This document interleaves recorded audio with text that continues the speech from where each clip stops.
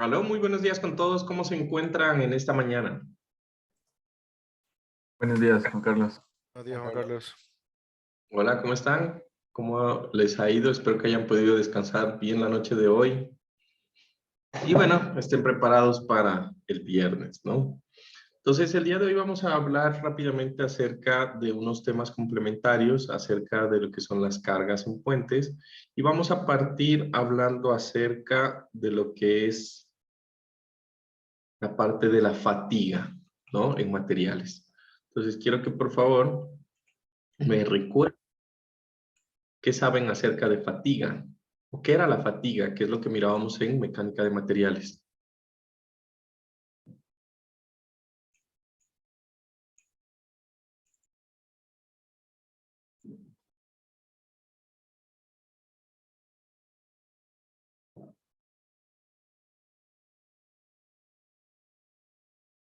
¿Sí? ¿Los oigo? ¿Qué era la fatiga?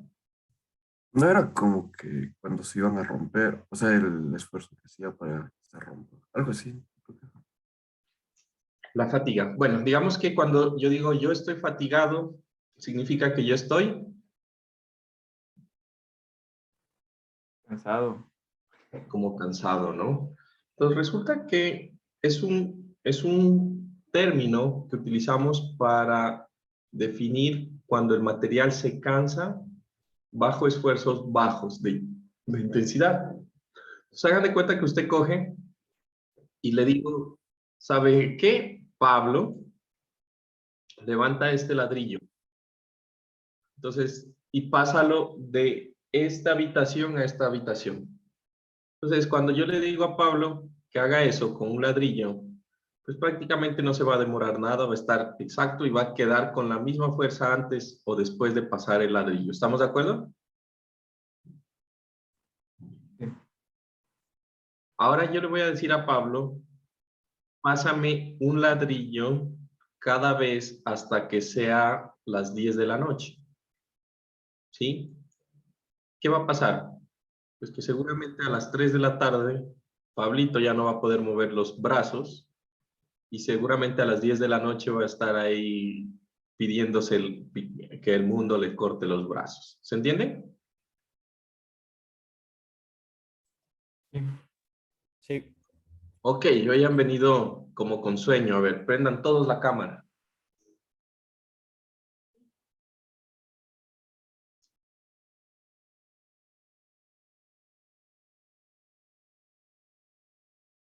Juan Carlos, Dime, María Emilia. ¿será que por hoy no puedo prender la cámara? Es que estoy con mala conexión y creo que si prendo la cámara se me va a cortar más el video. Bueno, María O sea, el Emilia. audio. Perdón, gracias. Listo, falta Luis. Giovanna, Luis, ¿te encuentras? Ya se salió. Giovanna, Ya voy. Fernando. Juan Carlos, estoy ahorita sin cámara. No le puedo prender. Es que estoy desde el CPU, no estoy en la laptop. Bueno, Fernando, dale. Listo. Entonces, eso es la fatiga. Entonces, resulta que igual el acero funciona igual. Si yo le digo a una barra de acero que fluya los 420 megapascales de esfuerzo y la extiendo solamente hasta 200, pues obviamente la barra de acero va a soportar y cuando yo le quite la fuerza no va a pasar nada. ¿Estamos de acuerdo? Pero si yo empiezo y le digo, lo empiezo a tensionar varias veces por varios ciclos de carga, lo que va a pasar es que el acero también se va a cansar y llega un punto en el que deja de soportar su carga. ¿Listo? Entonces, eso es la fatiga, un tema que ustedes vieron en mecánica de materiales hace algunos años, que espero que pues puedan recordar. ¿Listo? Entonces, cuando hablamos de la fatiga de los materiales, lo primero que debemos identificar es que la fatiga se produce, ¿sí?, bajo ciclos cortos de carga. ¿Listo? Entonces, yo no necesito, primero que todo, pasar el esfuerzo de fluencia, ¿sí? no necesito pasar el esfuerzo de fluencia, pues no necesito dañar el material, ¿no? Si yo no paso el esfuerzo de fluencia, tampoco produzco deformaciones permanentes en el material, ¿sí? Entonces, el material va a fatigarse con ciclos de bajas compresiones o tensiones que generalmente o que deben ser alternados. ¿Listo? Entonces, como no necesito superar que el esfuerzo de fluencia se supere, ¿sí? El efecto de la fatiga es bien crítico en elementos de puentes. Entonces, quiero que se imaginen que yo tengo, por ejemplo, un gráfico en el cual voy a marcar en el eje horizontal el tiempo que ha transcurrido desde que empecé el ensayo hasta que termino. ¿Listo? Y en el eje vertical, yo voy a colocar lo que es el esfuerzo, teniendo tensión para esfuerzos positivos en una varilla o en un material y compresión para esfuerzos negativos. En este caso, yo voy a tener marcado y subrayado en amarillo lo que sería el esfuerzo sigma y, que es el esfuerzo de fluencia del acero, ¿sí? En tensión, y que coincidencialmente es el mismo esfuerzo por el cual el acero se fluye en compresión. ¿Listo? Entonces, en ese punto, voy a decir que va a llegar en el instante cero, de tiempo cero, voy a tener el elemento sin esfuerzo. ¿Sí? Voy a coger y voy a pasar al instante 1, en el cual el material yo lo envío a un esfuerzo de tensión máximo que es menor al esfuerzo de fluencia y que va a tener alguna magnitud. Luego lo paso a el punto 2, en donde retiro esa fuerza, ¿sí? Y lo dejo nuevamente sin ningún tipo de esfuerzo. Y luego paso a un punto 3, en donde lo mando a un esfuerzo mínimo, que es menor al esfuerzo de fluencia y que puede tener o no la misma magnitud, ¿sí? Solo que en compresión del esfuerzo máximo en tensión. Una vez que llego al punto 3, voy a pasar al punto 4, en donde nuevamente descargo la varilla y eso constituye un ciclo de carga. ¿Se entiende que es un ciclo de carga? Entonces, ¿listo? Entonces, en esa Juan imagen, Carlos, dime. en el punto 2 también era la descarga. Sí, Ya. descargo. Yo inicio sin carga, cargo a tensión, descargo, cargo a compresión, descargo. Eso es un ciclo. ¿Listo? Entonces, ¿qué es importante de esto? ¿No? Resulta que en el momento en que yo hago eso, lo que va a suceder es que he producido un ciclo de carga y descarga en este elemento. Punto. Eso es lo más importante. Ahora, lo siguiente es que al mismo material le voy a hacer un ensayo de tensión. ¿Recuerdan el ensayo de tensión que hicieron en mecánica de materiales? En donde cogían la varilla y le aplicaban tensión hasta que se rompía. ¿Listo?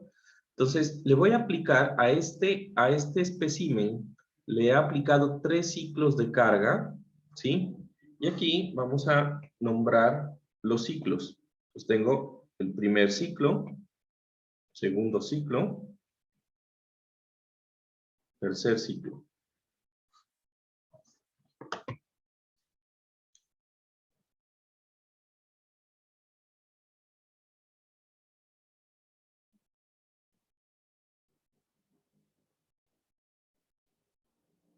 ¿Estamos de acuerdo?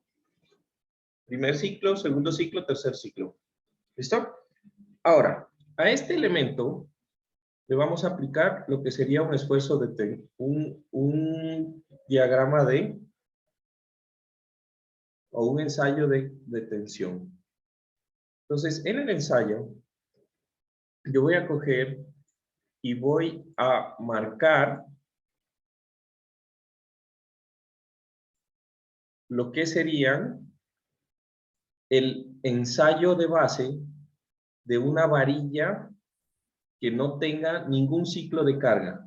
¿Listo? Entonces, recordarán ustedes que una varilla de construcción tiene un esfuerzo de fluencia de 420 megapascales. ¿Listo? Y en ese esfuerzo de fluencia de 420 megapascales, de ahí exhibe un rango plástico y un rango de endurecimiento. ¿Listo?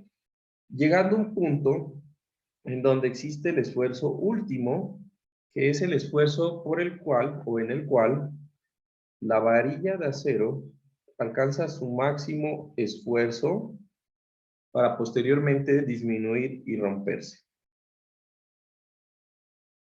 ¿Listo? Entonces, para una varilla de acero normal, generalmente ese esfuerzo está especificado en 525 megapascales. Aproximadamente ronda ese valor. ¿Listo? Ahora, este esfuerzo, que llame sigma cero, va a ser el esfuerzo de la varilla bajo 0 ciclos de carga y descarga. ¿Listo? Entonces, en este caso, yo voy a tener un espécimen de acero al cual le he aplicado 3 ciclos de carga. Pero supongan que yo cojo y le aplico 10. Y después de aplicarle 10 ciclos de carga, hago el mismo ensayo. Entonces, yo me voy a dar cuenta que cuando le aplico 10 ciclos de carga, yo voy a tener aquí una zona elástica que nunca va a cambiar porque nunca salí del rango elástico, pero voy a exhibir un cambio en la distancia en la cual el material se rompe. Entonces, ahora ya no va a ser a 525 megapascales, sino que el esfuerzo último bajo, no sé, 100 ciclos de carga va a ser, me voy a inventar, 500 megapascales.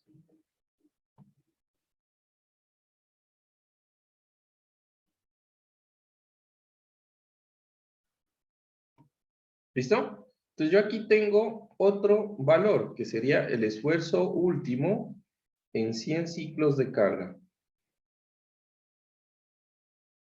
¿Sí?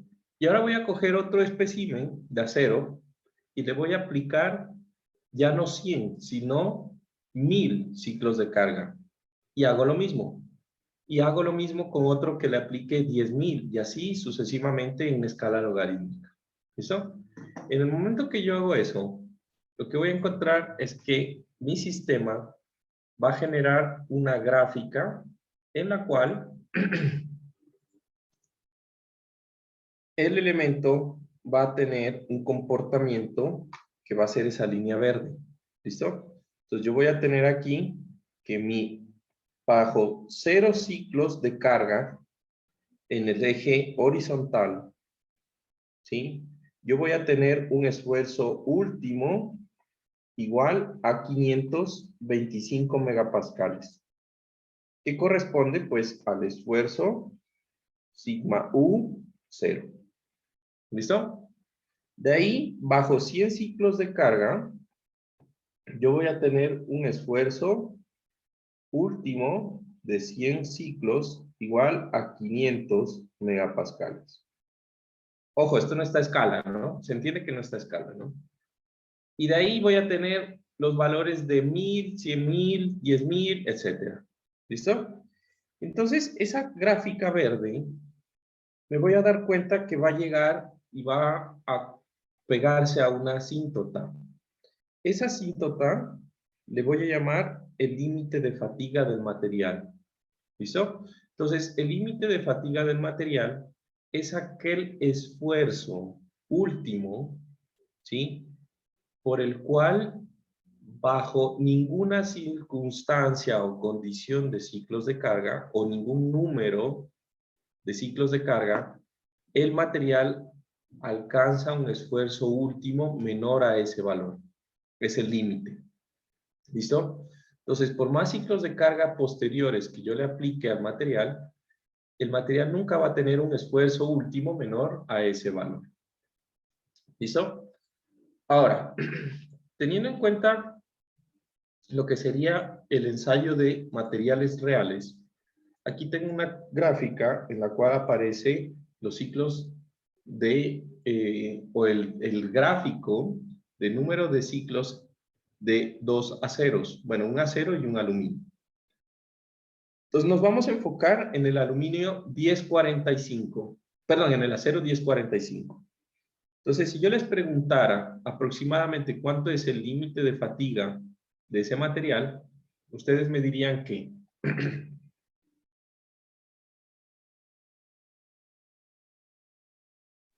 Más o menos 300. más o menos como 300, como 320, una cosa así, ¿es verdad? Pues yo lo podría sacar así. Digamos que podríamos subirlo a esto así. ¿Sí? Y aproximadamente, pues el límite de fatiga de ese material estaría como en 300. ¿Estamos? Entonces, ¿qué quiere decir? No importa cuántos ciclos de carga, ya vemos que después de 10 a la 6 o 10 a la 7 ciclos de carga, que serían 10 millones, ¿estamos de acuerdo? 10 millones de ciclos de carga, pues el material, ya el esfuerzo último, empieza a ser de 300 megapascales. ¿Listo? Entonces, ¿esto qué es importante? Entonces, para concluir, vamos a decir que la fatiga va a tener tres consideraciones importantes que nosotros debemos tener en cuenta. Lo primero, pues la fatiga va a producir lo que es una disminución en el esfuerzo último del material. Entonces, ese problema es a veces importante porque si el esfuerzo último del material llega a ser menor al esfuerzo de fluencia, el material va a fallar de forma frágil y no va a exhibir, aunque el acero es dúctil, no va a exhibir el desplazamiento o la deformación plástica.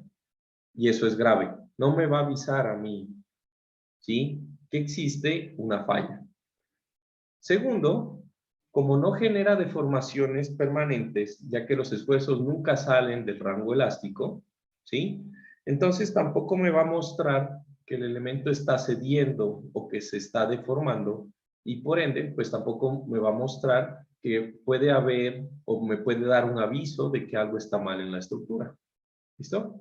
Y tercero, en el momento que yo estoy hablando de la fatiga, debo entender que un material tiene un límite de fatiga, ¿sí?, en el cual nunca, por más ciclos de carga infinitos que yo tenga en mi material, nunca el material va a tener un esfuerzo último menor a ese esfuerzo que se determina como el límite de fatiga. ¿Listo?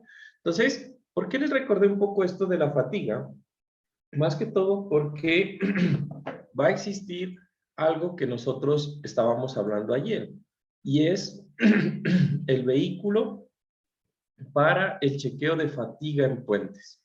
Entonces resulta que en puentes la fatiga se produce principalmente en elementos que son de acero, o sea, las vigas de acero en puentes. ¿Listo? Entonces, en estos sistemas, para controlar la fatiga en los elementos de acero, yo voy a necesitar generar o crear el chequeo de algo que se conoce como el estado límite de fatiga y fractura. El estado límite de fatiga y fractura, ¿sí?, nos va a permitir chequear los elementos de acero bajo estados límites de fatiga que se llama finita y fatiga infinita en los elementos de acero principalmente. Entonces, ¿qué es la fatiga finita? Resulta que en el momento en que yo tengo un puente, lo que va a suceder es que el puente va a tener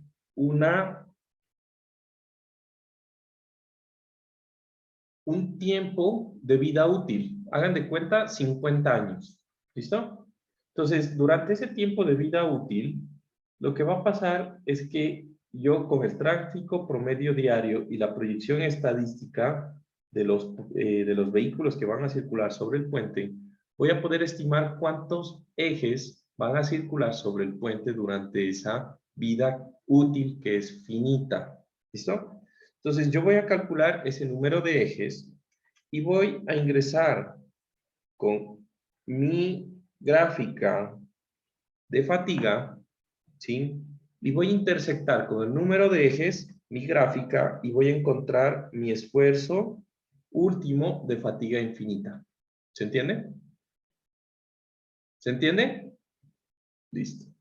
Entonces, en el momento en que yo encuentro ese número o ese esfuerzo último para el tiempo en el cual el puente va a estar funcionando, pues yo voy a determinar como ingeniero, o me voy a asegurar como ingeniero, que cualquier elemento de acero que esté sometido a esos ciclos producidos por los vehículos, pues no tenga un esfuerzo mayor a ese límite de fatiga finita.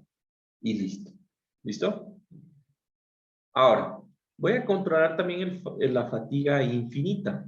Entonces, en este caso, nosotros reconocemos que los puentes son estructuras que permanecen a través del tiempo y aunque tienen una vida útil definida, generalmente se prolonga por más tiempo de lo que es esta vida útil.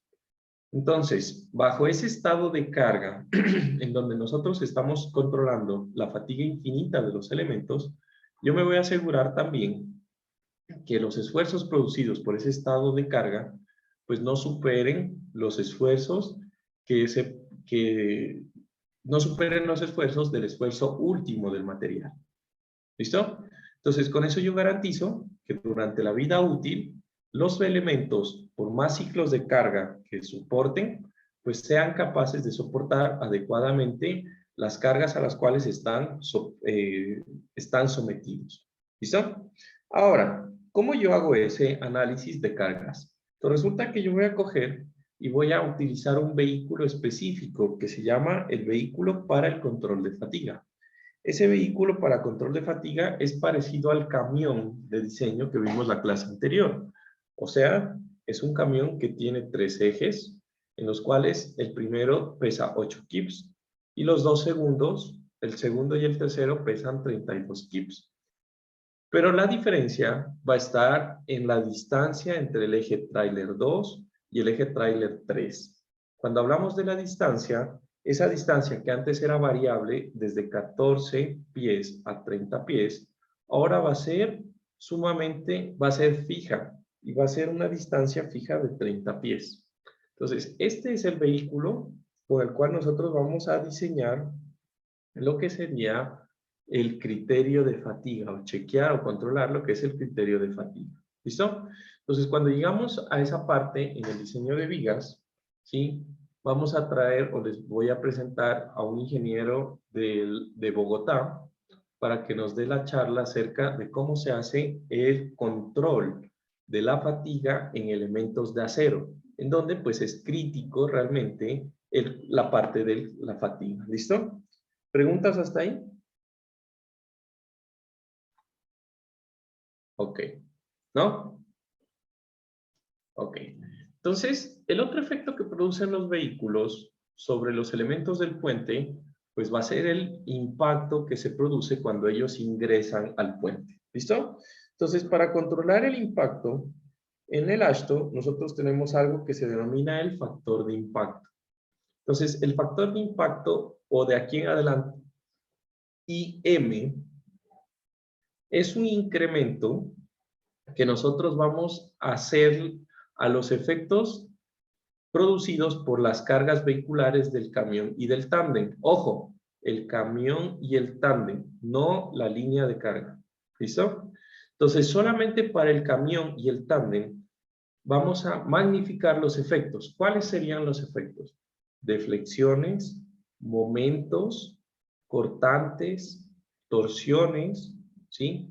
Sobre las vigas del puente o en general los elementos que hacen parte o que soportan el impacto. ¿Listo?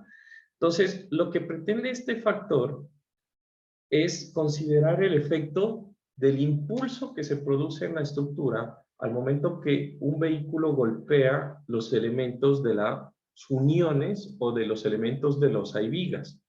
¿Listo? Entonces, ese golpe dinámico que se produce por la velocidad de ingreso del vehículo, ¿sí? Produce sobreesfuerzos en la estructura. ¿Listo? Y bueno, eso es lo que trata de estimar este valor. ¿Listo? Entonces, ¿qué efectos o qué elementos están directamente expuestos al impacto? Primero, pues las juntas de expansión en las cuales yo golpeo directamente con las llantas. Luego, las losas, las vigas que soportan la losa y en general los elementos de la superestructura. ¿Listo? Entonces, ¿cómo lo vamos a estimar? ¿Listo? Entonces, digamos que la estimación de este factor de impacto va a depender del elemento que yo esté diseñando. Entonces, si yo estoy diseñando un elemento de losa, ¿sí? Entonces, yo voy a tener que venirme a esta tablita e identificar qué elemento estoy diseñando. ¿Listo? Entonces, la tablita va a tener dos columnas. En la columna de la izquierda, yo voy a determinar el elemento que estoy diseñando. En la columna de la derecha, voy a estimar el factor de impacto que voy a tener que aplicar a ese diseño. ¿Listo? Entonces, en la parte de la izquierda, yo voy a tener dos secciones, la sección 1 y la sección 2. En la sección 1 me dice que voy a diseñar el componente de las juntas de losa o juntas en las cuales yo tengo, por ejemplo, la transición entre la carretera y el puente como tal. O cuando son luces simplemente apoyadas, vendría a ser entre luz y luz simplemente apoyada. ¿Listo? Entonces, para ese primer caso, que son las juntas, ¿sí? Yo voy a tener un incremento del 75% del efecto producido por el camión o por el tándem, que es bastante. Quiere decir que si el elemento produce 100 de momento, el camión o el tándem producen 100 de momento, yo debo diseñar esa junta para que se soporte una carga de 175, casi el doble. ¿Listo? El caso 2 se va a dividir en el caso 2A y 2B. El caso 2A en general, o el caso 2 en general, es para cualquier elemento, para el diseño de cualquier elemento que sea diferente a las juntas de losa. O sea, llámese la losa como tal, las vigas como tal, el soffit, por ejemplo, etc. ¿Listo? Entonces, aquí lo que me va a decir es lo siguiente. Si yo estoy analizando el estado de fatiga y fractura de ese elemento, el factor de impacto es 15%. Y para todos los demás análisis, el factor de impacto es el 33%. Entonces, ¿qué quiere decir? Que si yo tengo nuevamente un momento en la viga, ¿sí? El momento en la viga es de 100, debido a que es la viga y es un componente diferente a la losa, a la junta de la losa, pues el factor de impacto va a ser de un 33%, por lo tanto tengo que sumar o diseñar esa viga para un momento de 133 en general. ¿Se entiende? ¿Cómo funciona el factor de impacto? ¿Sí? Sí. Perfecto. ¿Listo? Entonces, no se olviden, solamente se aplica a lo que es el camión y el tándem de diseño. Otra cosa que tenemos que considerar nosotros es el factor de múltiple presencia de carril. El factor de múltiple presencia de carril por carga viva, perdón, el factor de múltiple presencia de carga viva por línea de carga o por carril. Este factor de aquí en adelante lo vamos a llamar M minúscula, M de mamá minúscula. Y este factor considera, ¿sí?, la probabilidad de que las cargas vehiculares de diseño ocurran simultáneamente en cada uno de los carriles del puente. ¿Listo? ¿Se entiende?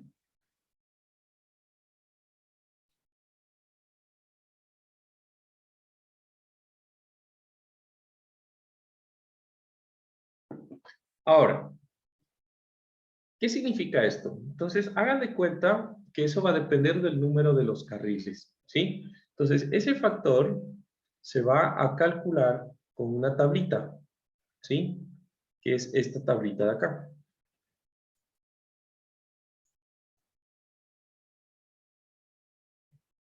¿Listo? Y esta tabla va a depender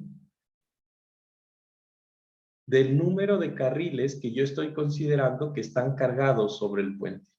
Entonces, hagan de cuenta que yo tengo un puente de 6 carriles. Imagínense un puente de 6 carriles. ¿Listo? Entonces, un estado de carga puede ser que todos los 6 carriles estén encima del puente con la carga viva vehicular. ¿Estamos de acuerdo? Los 6 carriles completos. ¿Listo? Entonces, ese es un estado de carga en donde los 6 carriles del puente pues están actuando y están produciendo momentos en la viga. ¿Listo? Entonces, digamos que yo determino que cuando están los 6 carriles cargados, la viga tiene un momento nuevamente de 100. Entonces, este factor lo que está queriendo considerar es la probabilidad de que los 6 carriles en un mismo instante de tiempo estén con toda la carga viva vehicular de diseño. Entonces, la probabilidad que los 6 estén al mismo tiempo con esa carga, pues no es del 100%, ¿sí? Y entonces, ese momento de 100, yo lo voy a multiplicar por 0.65 para estimar realmente el diseño. ¿Listo? ¿Se entiende? Entonces, ahora hagan de cuenta que en ese mismo puente de 6 carriles, yo voy a coger y voy a colocar, solamente voy a estimar la torsión del puente. Entonces, en la torsión, yo voy a tener que colocar solamente, o decido colocar los 2 carriles de los extremos con carga, y el resto de los 4 carriles los voy a dejar sin vehículos. Entonces, ¿cuánto es el factor de múltiple presencia para esa condición específica de carga que trata de buscar el peor efecto de torsión?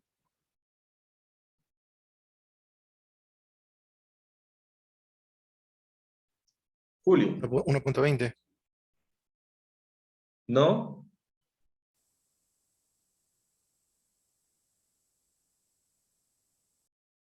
Dos carriles. 1 metro. No es metros. Recuerden que eso es Ah, un 1M, factor. cierto, perdón. 1M. El factor M es 1. El factor M es 1. Pilas, Julio, andas por ahí distraído, me parece, ¿no? Listo. Juan Carlos, una Ahora, pregunta.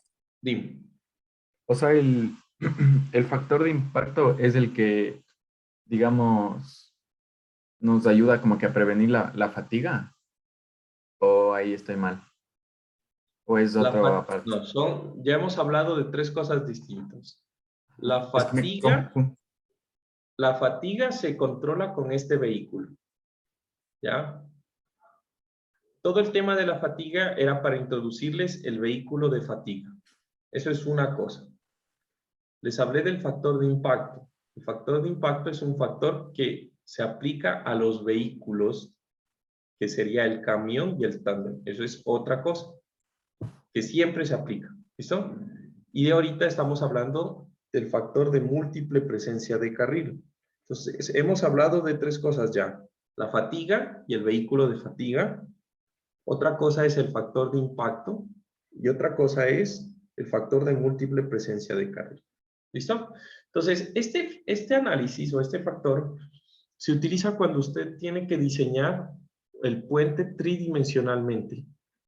¿Listo? Entonces, haga de cuenta que usted hace todo el puente y dentro del puente modela la losa superior, las vigas en su ubicación y coloca las cargas móviles de los vehículos sobre el puente. ¿Listo? Entonces, en ese punto, lo que va a suceder es que yo debo multiplicar las cargas de los vehículos por estos elementos para saber cuánto es el momento al cual yo debo diseñar la viga en la cual yo quiero hacer el diseño. ¿Listo? Entonces, resulta que el AASHTO, para ciertos tipos de puentes, nos permite no hacer el diseño tridimensional del puente y utilizar métodos aproximados. En puntual, en esta clase, nosotros vamos a utilizar un método que se llama el método aproximado de análisis por factores de distribución de carga. Ese nombre tan largo es un método que nos permite evitarnos hacer el puente tridimensionalmente y analizarlo como si fuera una sección de viga. Entonces, cuando utilizamos ese método aproximado, resulta que ese método se basa en unas ecuaciones que hizo el AASHTO o que formuló el AASHTO para determinar y distribuir el efecto del momento producido por una sola línea de carga o un solo carril cargado en el efecto de que existieran más de un carril dentro del puente con esa misma carga. ¿Listo? Entonces, cuando yo utilizo ese método de los factores de distribución de carga, el factor M ya está incluido. Sin embargo, hay casos en los cuales el método me exige hacer algo que se conoce como la regla de la palanca o el level rule.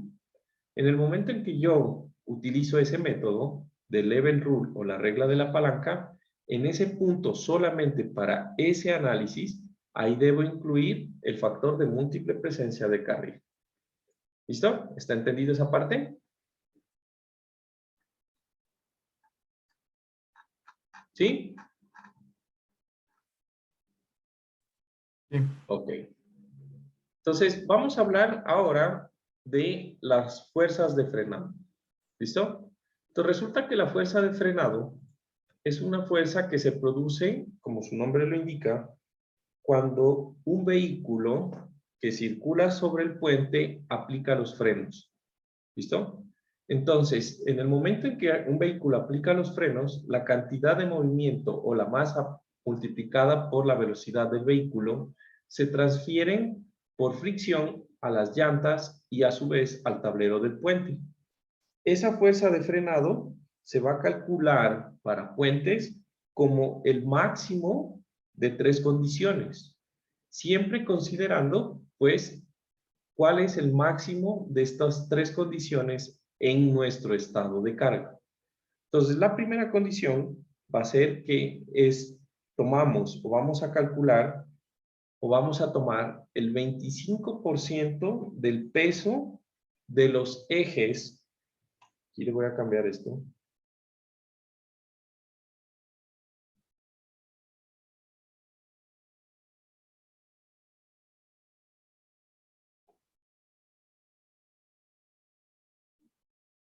Este es el 25% del peso de los ejes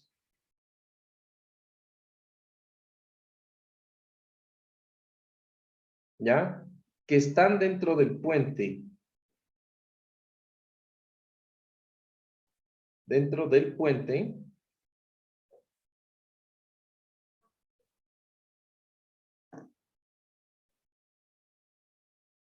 Del camión o del tándem de diseño. ¿Estamos de acuerdo? Entonces, esto va a depender de la longitud. Si yo tengo puentes más pequeños que 8 metros, pues el camión no entra completo, ya que la mínima longitud del camión son 8,50 más o menos. ¿Listo? Entonces, si yo tengo puentes con luces menores a 8 metros, pues un eje del camión no va a estar incluido dentro del puente. ¿Listo? Entonces yo escojo el mayor para puentes tradicionales, pues el que pesa más es el camión con 72 kips de peso en total, y cojo el 25% de esos 72 kips y hago el análisis. La segunda condición es el 5% del peso de los ejes dentro del puente, lo mismo, del camión nada más lo que resulte de la multiplicación de la longitud del puente multiplicado por la longitud entre juntas del tablero. Entonces aquí quiero que se fijen en lo siguiente. Cuando yo cojo y aplico los frenos, el vehículo va a mover, ¿sí?, la losa a la cual está unida. ¿Listo? Entonces, si yo tengo un puente grande, que es continuo, de estribo a estribo, pues lo que va a mover el puente es toda la losa, ¿sí? el vehículo se va a tratar de llevar toda la losa sobre el puente. Mientras que si yo tengo luces simplemente apoyadas, pues el vehículo solamente va a tratar de mover el panel de luz simplemente apoyada en la cual él se encuentra. ¿Se entiende ese concepto?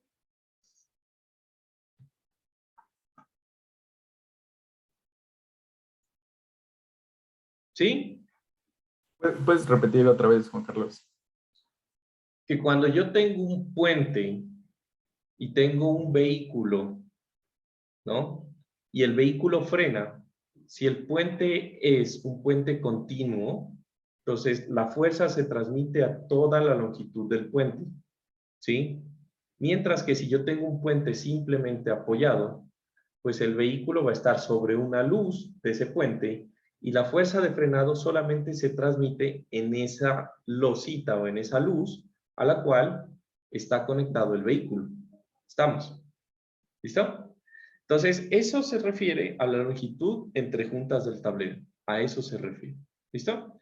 Entonces, yo voy a tener en la segunda condición que calcular el 5% de los ejes del camión. Tradicionalmente sería el 5% de 72 kips. Y le voy a multiplicar la línea de carga de 0.64 kips por pie por la longitud entre esos puntos que se mueven en el puente. Y eso me va a dar otro valor. ¿Listo? La tercera condición es similar, pero en este caso yo voy a hablar del 5% de los ejes del tándem más la línea del C. ¿Listo? Entonces, una vez que yo tengo eso y calculo, esa fuerza, lo que voy a hacer es multiplicarla por ciertos componentes. Entonces, el primero va a ser lo que sería el número de carriles que tengo en el análisis. ¿Listo?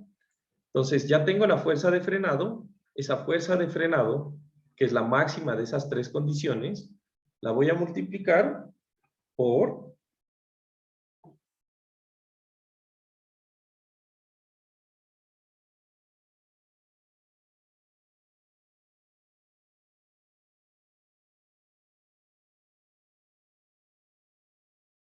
¿se ve? ¿Aló? Nos está actualizando. Dame un segundo.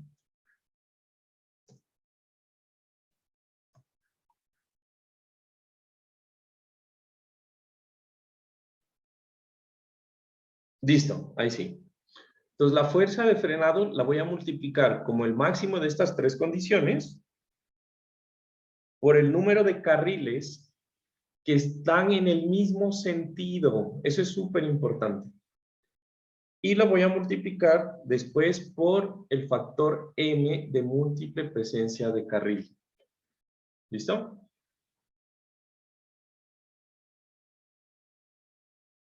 Entonces, esta va a ser mi fuerza de frenado.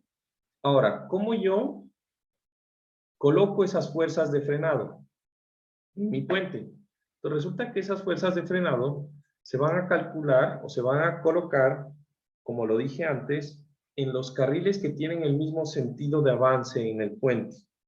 Entonces, aquí hay un esquema tridimensional del puente en donde la fuerza de frenado es un vector de fuerza que es longitudinal, que va en dirección del sentido longitudinal del puente y que está ubicada a una altura de 6 pies desde la cota de la superficie de rodadura del puente. ¿Listo? Entonces, esas fuerzas solo se aplican en el sentido de avance de los vehículos y nosotros vamos a considerar solamente para el análisis los carriles que tengan el mismo sentido de avance. Y punto. Nada más. ¿Listo? Como consideraciones adicionales tenemos lo siguiente. ¿Listo? Dos notas para que quede bien claro y en el examen no digan que no les advertí. ¿No? Primero, solamente, y repito por enésima vez, solamente consideramos el número de ejes, ¿sí? del tándem o del camión que alcancen o que estén dentro del puente. Solo esos. Entonces, si yo tengo puentes pequeños en donde el camión no alcanza, pues solamente voy a considerar los ejes del camión que alcancen dentro del puente. Primera nota. Segundo, solamente se multiplica por el número de carriles que van en la misma dirección.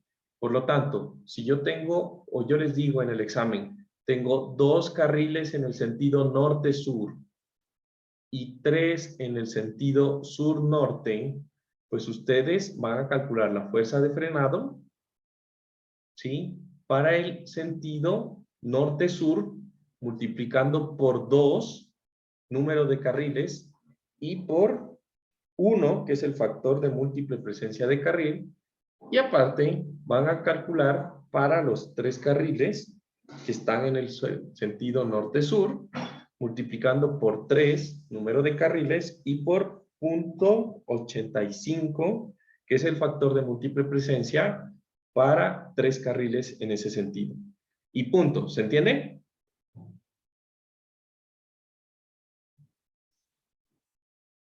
Listo.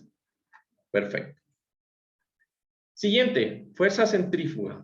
Entonces resulta que la fuerza centrífuga es una fuerza en la cual se produce cuando yo tengo curvas o puentes que están en curva. ¿Listo? Entonces, en ese punto, existe una fuerza que va a tratar de que el vehículo se salga del puente lejos del centroide o del centro del radio de curvatura del puente. ¿Listo?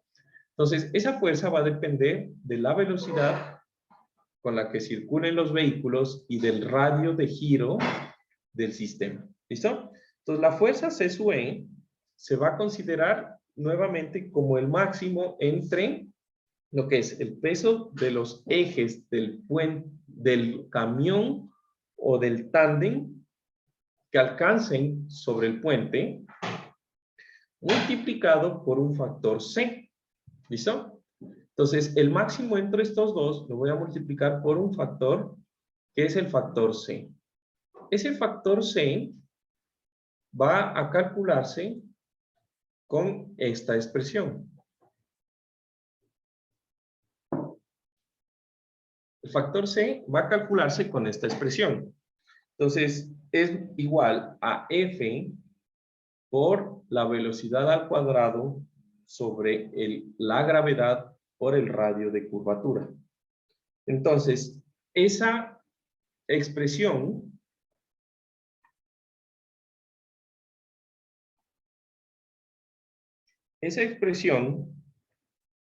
el factor F va a depender de lo que yo esté analizando.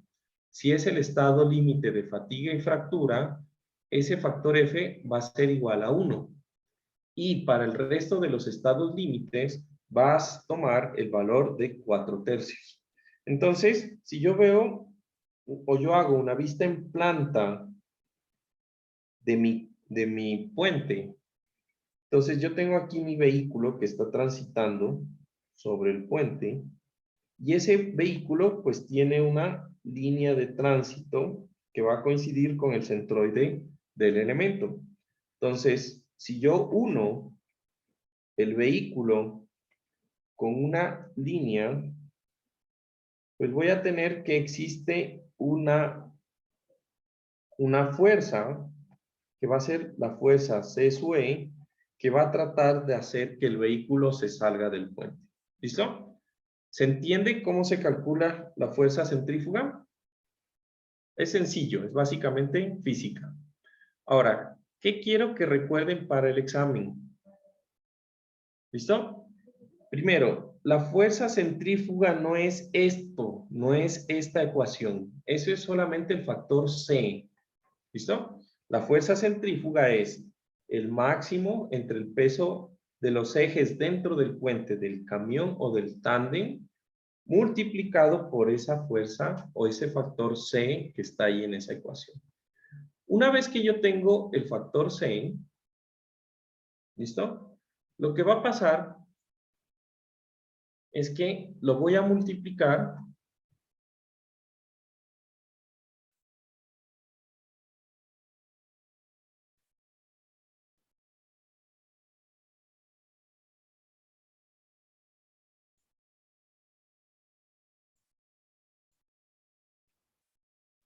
lo voy a multiplicar nuevamente por el número de carriles y por el factor de múltiple presencia de carril.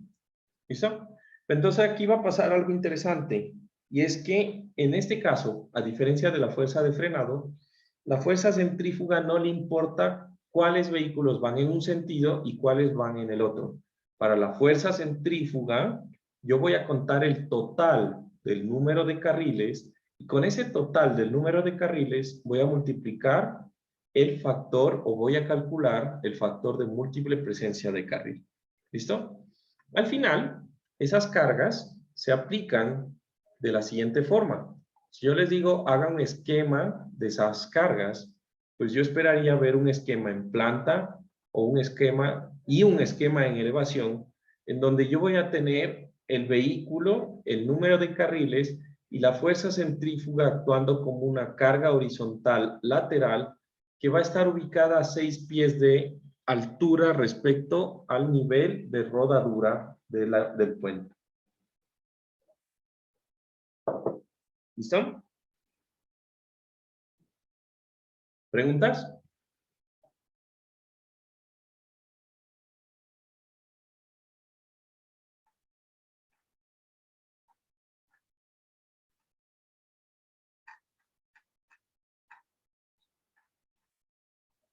Bueno.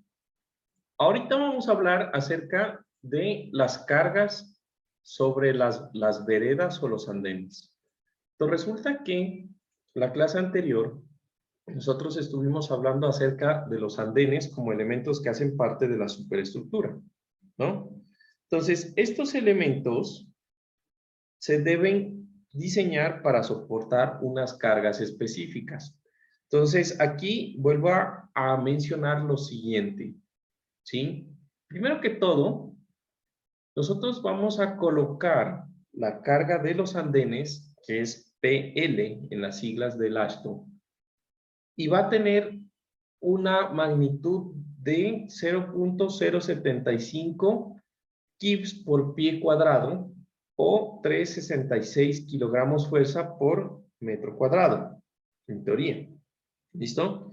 La carga de los andenes se va a colocar simultáneamente con la carga de los vehículos de diseño para producir el efecto más adverso para el diseño de los elementos.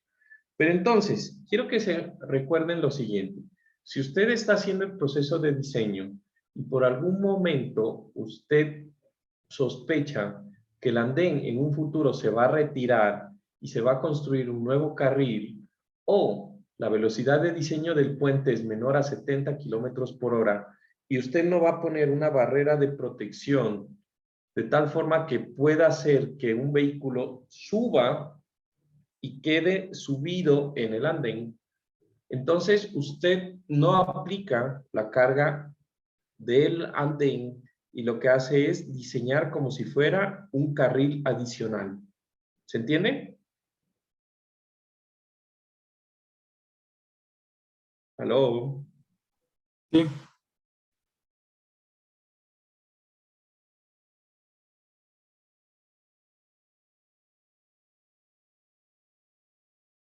Listo. Entonces, eso es súper importante. Básicamente esa es la carga y siempre la vamos a colocar en conjunto con lo que serían los andenes. Perdón, la carga viva vehicular. Una carga que es asociado a estos elementos de veredas van a ser la carga de los bordillos. ¿Listo? Entonces, los bordillos van a ser los elementos que se encargan de dividir lo que sería el andén de la superficie de rodadura.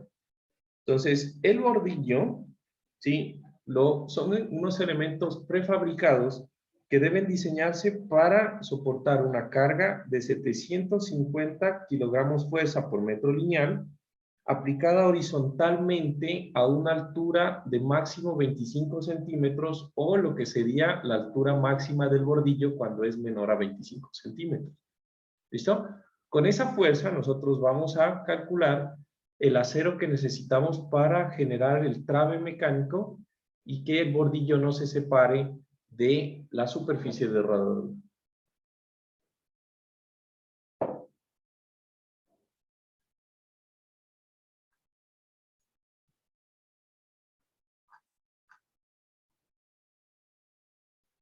¿Listo? ¿Preguntas? Ok. El siguiente elemento que vamos a hablar es acerca de las cargas de las barreras de concreto. Entonces, la anterior clase estuvimos hablando de las barreras de concreto y determinamos que las barreras de concreto eran elementos que nos permitían o que cuya función era reencaminar al vehículo que circula sobre el puente y que se estrella contra ellas de nuevo al carril, impidiendo que se salga del puente. ¿Listo? Entonces, esta carga es muy importante para el diseño del voladizo del puente, ¿sí? Y para saber o estimar las cargas, lo primero que debemos es determinar cuál es el vehículo para el cual yo debo diseñar las barreras. ¿Listo? Entonces, lo primero acerca de estos sistemas es que las barreras van a diseñarse en función de una clasificación que da el AASHTO de la barrera. Entonces, la clasificación que da el AASHTO está en función de una tabla en donde las barreras se clasifican con unos valores entre el 1 y el 6. ¿Listo? Entonces, el AASHTO va a clasificar las barreras como TL1, que son las barreras de uso para velocidades bajas de tránsito, y en donde yo tengo puentes con bajos volúmenes de circulación. ¿Listo? Mientras que la barrera TL6 va a ser las barreras en las cuales yo voy a ubicar vehículos o van a ser ubicadas para contener vehículos de gran peso, como tanques de agua o camiones cisternas de gasolina o lo que sea, o en puntos en donde yo tengo curvas muy cerradas en puentes y son puntos en donde siempre los vehículos colisionan directamente en esa ubicación. ¿Listo? Entonces, la clasificación va aumentando en rigurosidad, siendo las TL1 las más suaves, digamos, o las más débiles, y las TL6 las más fuertes en el análisis. ¿Listo? Entonces, cuando yo tengo la clasificación, digamos, yo voy a contener los vehículos que transportan los contenedores de carga de los barcos. Entonces, el AASHTO me dice, para ese vehículo, usted debe colocar una barrera TL4.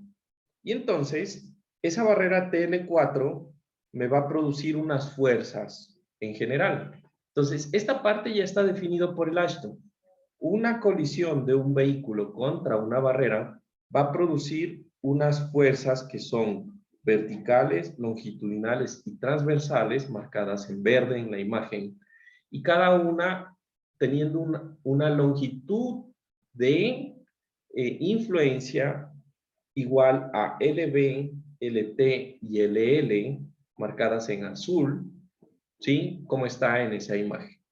Entonces, yo digo, necesito una barrera TL4 y yo quiero saber cuánto es la magnitud de la fuerza transversal, FT. Entonces, voy a la tablita del AASHTO, voy a la parte de TL4 y veo, para la fuerza transversal, yo necesito aplicar una fuerza de 54 kilos. En una longitud transversal de 3.5 pies. Y listo. Entonces, con esos valores, yo cojo y hago el diseño de lo que sería mi voladizo. ¿Se entiende esa parte?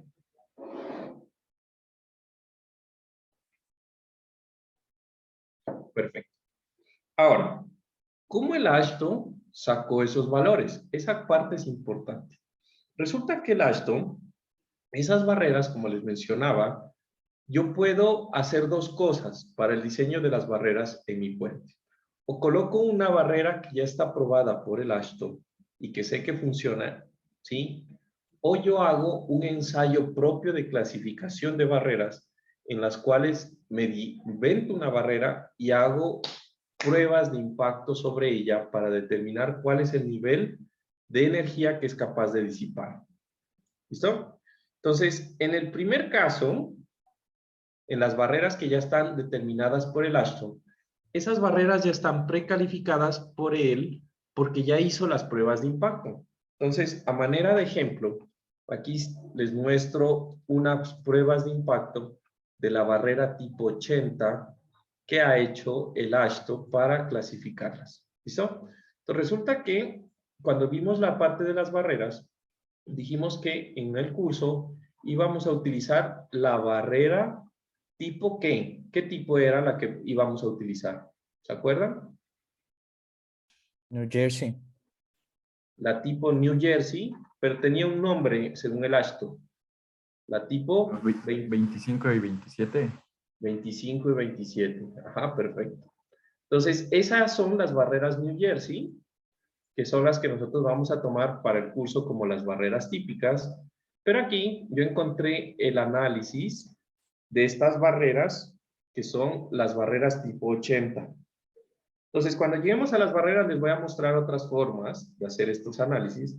Pero resulta que cuando yo le digo al AASHTO, ¿sabe qué? Quiero construir la barrera tipo 80. El AASHTO me dice, esa barrera está clasificada como una barrera TL4, que tiene esta forma y automáticamente me da todo. Mire, este es el plano que tiene que usted construir en su puente. Entonces ya está todo. Ya está hecho el análisis.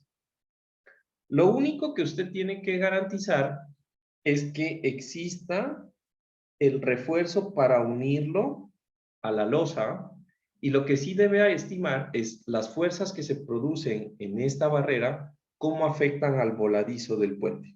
Eso es lo único que usted tiene que hacer. Ya la barrera está construida. Ahora, ellos ¿qué hicieron?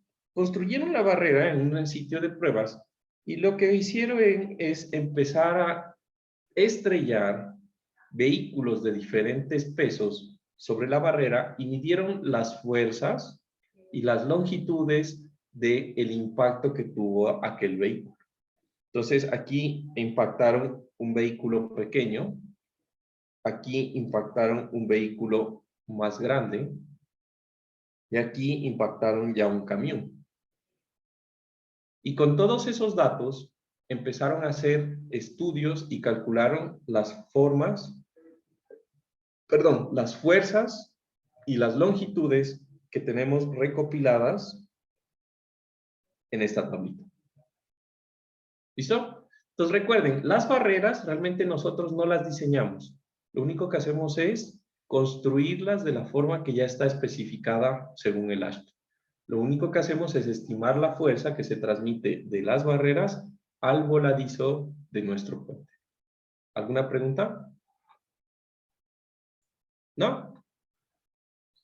Listo, chicos. Entonces, eso era lo que quería comentarles por hoy. No quiero adelantarme a la clase del otro grupo. Y la próxima clase que vendría a ser con ustedes el martes, si mal no estoy, pues hablamos o continuamos a partir de ahí. Entonces, que tengan un excelente fin de semana y gracias por asistir. Cuídense. Chao, chao. Chao, Juan Carlos. ¿Puedo hablar contigo un Carlos. ratito? Gracias, Juan Carlos.